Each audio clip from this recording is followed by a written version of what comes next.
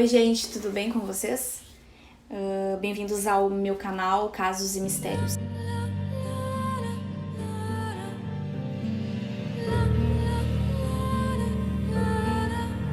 Hoje eu vou falar da história da Joanne Angela de Alessandro. Joanne Angela de Alessandro, ela nasceu no dia 7 de setembro de 1965 em Nova Jersey.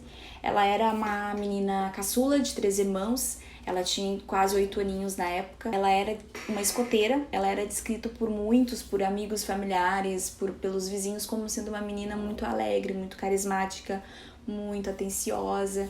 E um apelido carinhoso dela era Borboleta, porque ela sempre tinha a magia de chegar nos lugares e alegrar as pessoas que estavam tristes. No dia 19 de abril de 1973, Joanne e sua irmã Mary estavam pela vizinhança vendendo seus biscoitos de escoteiros, que era muito comum naquela época.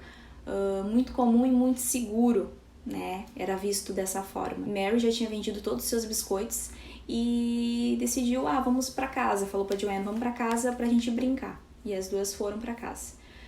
Só que alguns minutos depois, Joanne avistou um carro novo na frente de uma das casas vizinhas e falou pra sua mãe e pra sua irmã que ela iria lá tentar vender seus biscoitos porque ela tinha visto um carro que ela nunca tinha visto. Poucos minutos depois, a vizinha de Joanne estranhou seu cachorro Bozer, que estava latindo há muito tempo sem parar. E esse cachorro ele era muito apegado a Joanne. Rosemary já começa a ficar preocupada com a filha, mas acaba não ficando tão apavorada porque naquela época era muito comum fazer esse tipo de coisa, não era visto tão perigoso como hoje, né? Então ela decide esperar o seu marido chegar em casa, o Frank, que era o pai da Joanne, pra decidir o que iriam fazer, porque na cabeça dela até lá ela já teria voltado pra casa. O pai de Joanne, o Frank, ele chega em casa em torno de 16h50 e ela comenta com o marido, né, que a filha tinha saído pra vender os biscoitos e que ainda não tinha voltado, e Frank decide chamar a polícia. Nesse meio tempo que eles chamam a polícia, a mãe da Joanne, a Rosemary, ela lembra que a filha falou que ela tinha visto um carro novo na frente daquela casa vizinha e que ela ia tentar vender os biscoitos lá. O pai da Joanne e a Rosemary foram até lá para tentar falar com essa pessoa que morava lá para ver se ele sabia alguma coisa, se tinha alguma informação. Eles já tinham ligado, já antes de sair de casa, já tinham ligado para familiares, para amigos, vizinhos, mas ninguém sabia do paradeiro dela. Essa casa que eles foram pertencia a Joseph McGowan, não sei se é assim que se pronuncia. Ele era um professor de química, dava aula numa escola local. Ele era um solteiro de 27 anos, morava com a mãe naquela casa. Rosemary vai até a residência, bate na porta e quem atende é o próprio Joseph, que aparentemente tinha recém saído do banho, estava enrolado numa toalha e estava fumando um charuto. De Joanne, ela fala que a preocupação, que a filha tinha saído e perguntou se ele tinha visto, se tinha visto alguma coisa, e ele simplesmente diz que não a vi. Nesse meio tempo que os dois conversam e tentam tirar alguma coisa de Joseph, alguma informação, chega um carro de bombeiros e chega a polícia. A Rosemary já prevê, já sente, uma intuição de que alguma coisa a mais poderia ter acontecido com sua filha e acaba chorando na frente de Joseph. E ela comenta que ele ficou simplesmente olhando para ela friamente, simplesmente frio, sem nenhum sentimento pelo que estava acontecendo. A polícia começa a investigar os vizinhos, começa a investigar várias pessoas. O caso ele repercutiu muito nas mídias na época. Foi um caso que ficou muito famoso, ele saiu na televisão, ele saiu nos jornais. A mãe de Joanne foi até a televisão pedir que devolvessem a sua filha na esperança que ela tinha sido sequestrada. No dia seguinte ao acontecido, o pai de Joanne, ele avista o Joseph saindo da sua casa e tirando o lixo para fora. Quando o Frank vê ele tem uma sensação muito ruim. E ele comenta com a mãe da Joanne que tem alguma coisa estranha com esse cara, tem alguma coisa que não está me descendo nessa história. Aí eles vão até a polícia e pedem para eles irem na casa de Joseph para fazer essa interrogação mais forte.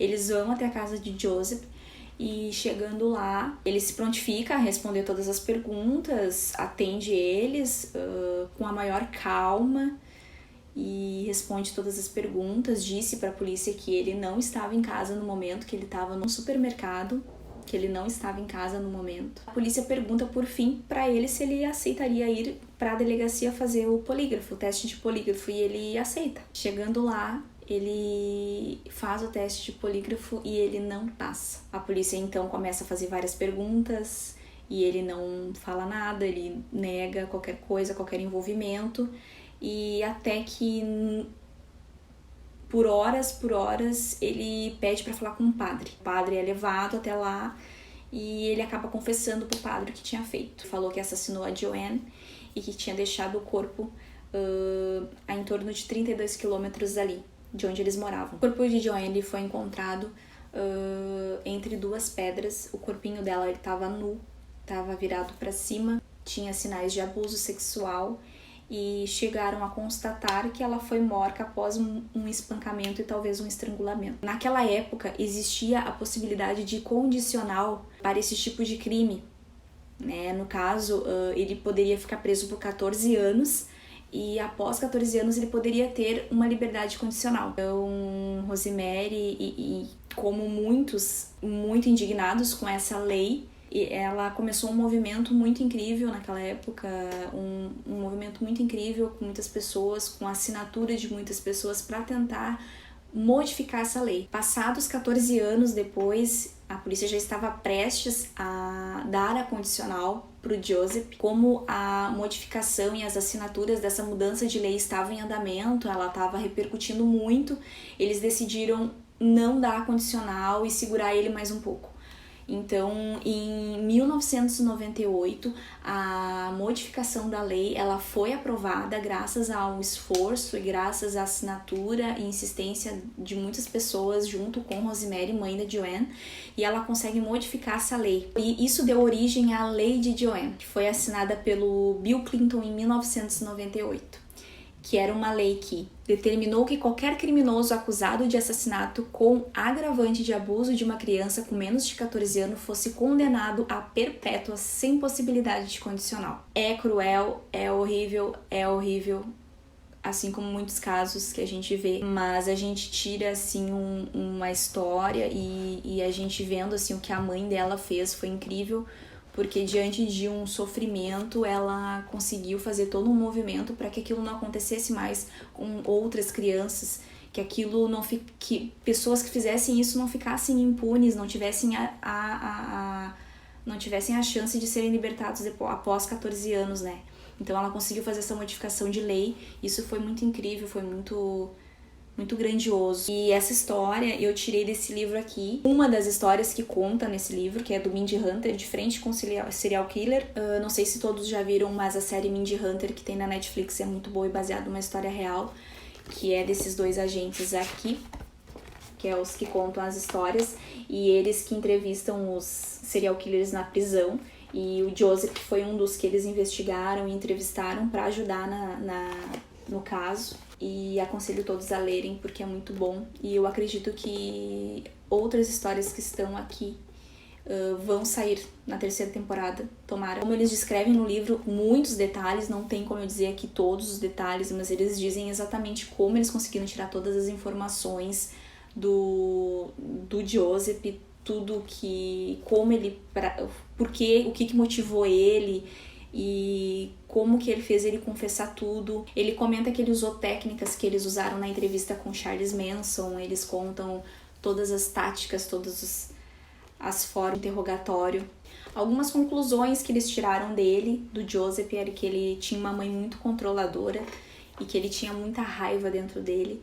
Muita raiva, ele era um cara... Ele tinha uma inadequação sexual, ele não tinha muita aceitação da mãe, dos amigos, colegas de trabalho dele excluíram ele das atividades de festas e eventos, sempre excluíram ele se sentia muito rejeitado. Então aqui explica mais detalhadamente o que motivou ele a agir daquela forma com Joanne. E o que fica marcado é a atitude dessa mãe, né? A atitude dela que ela teve de criar essa lei, de fazer todo esse movimento. Passou-se 14 anos e ela não desistiu, ela continuou lutando para que essa lei fosse aprovada. Hoje essa lei ela é válida, né, em todo o território dos Estados Unidos. E é isso, gente. Eu espero que vocês tenham gostado do vídeo, para que eu possa voltar aqui e fazer mais vídeos com mais conteúdos e mais histórias, mais casos talvez comentar algum documentário, comentar algum filme, comentar alguma história. Deixa o joinha, se inscreva no canal. Um beijo.